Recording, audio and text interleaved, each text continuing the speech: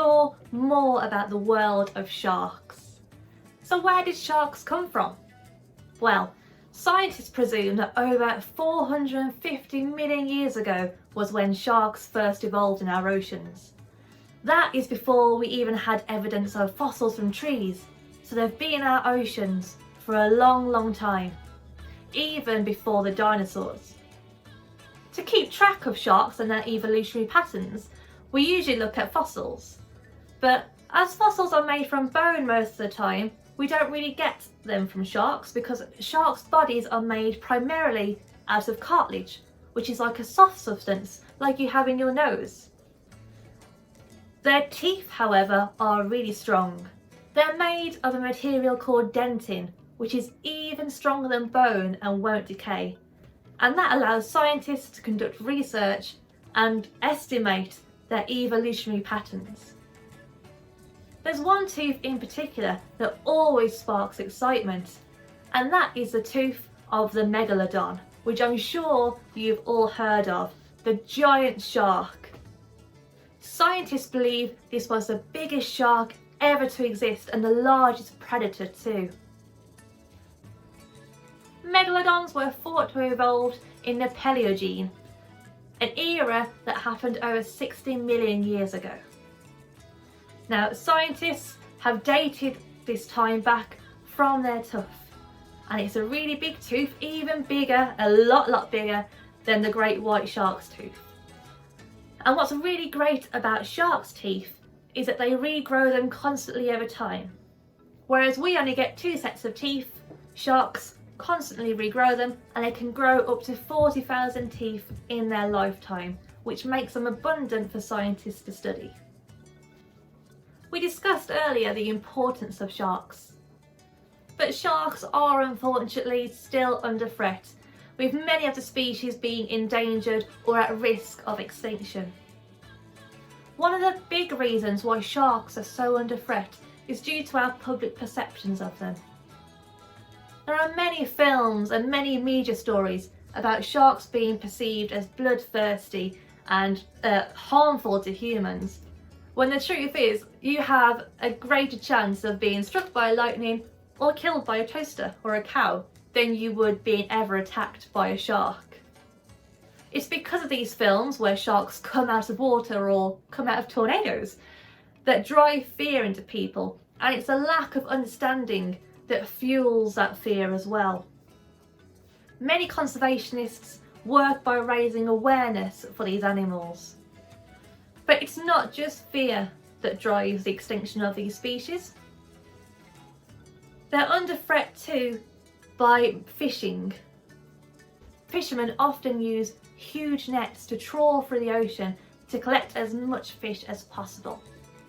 Now, unfortunately, this catches something we call bycatch, which are animals that get caught up in the net that other than fish.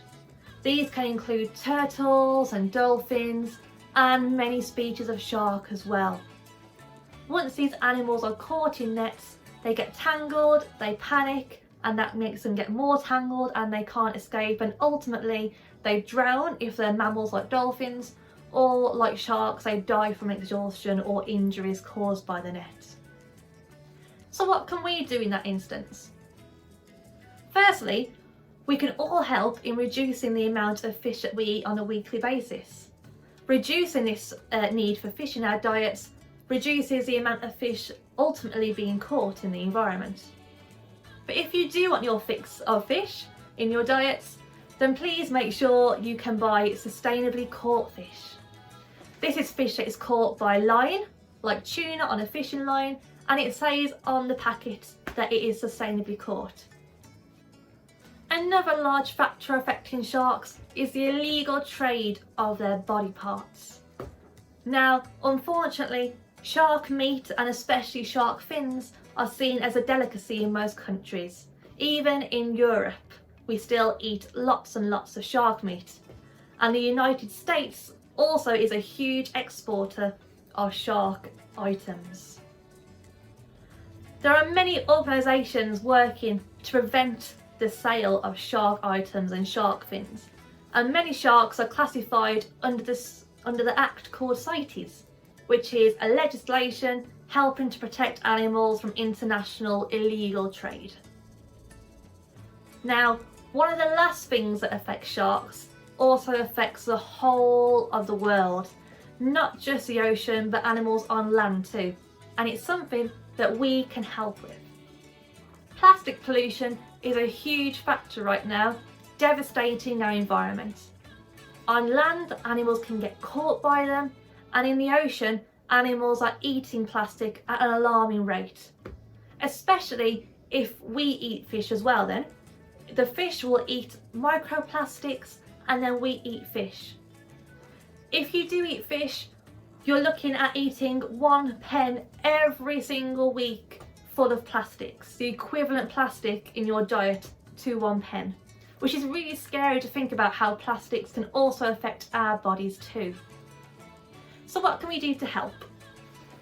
Firstly, we have to try and reduce our plastic consumption. Recycle is good as well, but you can only recycle items, I think it's like a maximum of 6 times. It's not a lot, and most companies refuse to actually recycle as it costs money. Some companies are very sneaky too. They say that they'll take your recycling, and all they do, they don't recycle it, they take it instead to a different country, such as Indonesia or Africa, as you might have seen on the news. And they just dump the plastic there, and of course that then all goes into the ocean. Whilst there are new things being made every single day by scientists to help reduce and clean up the ocean plastic, it is our job as consumers to try and reduce our use as much as possible. There are some simple tricks we can do, such as using a reusable water bottle, for example, not buying single-use cutlery and items. There is a whole load of things that we can do to help reduce our plastics and ultimately save our marine life and our animals on land as well. So that was just a really quick insight on the evolution of sharks, the biggest shark in the world, and the conservation efforts and how we can get involved in saving sharks and other animals too. If you stay tuned on our Twitter, we have some more coming up about some recent research from scientists in the field. We hope you enjoyed it, and we'll see you soon.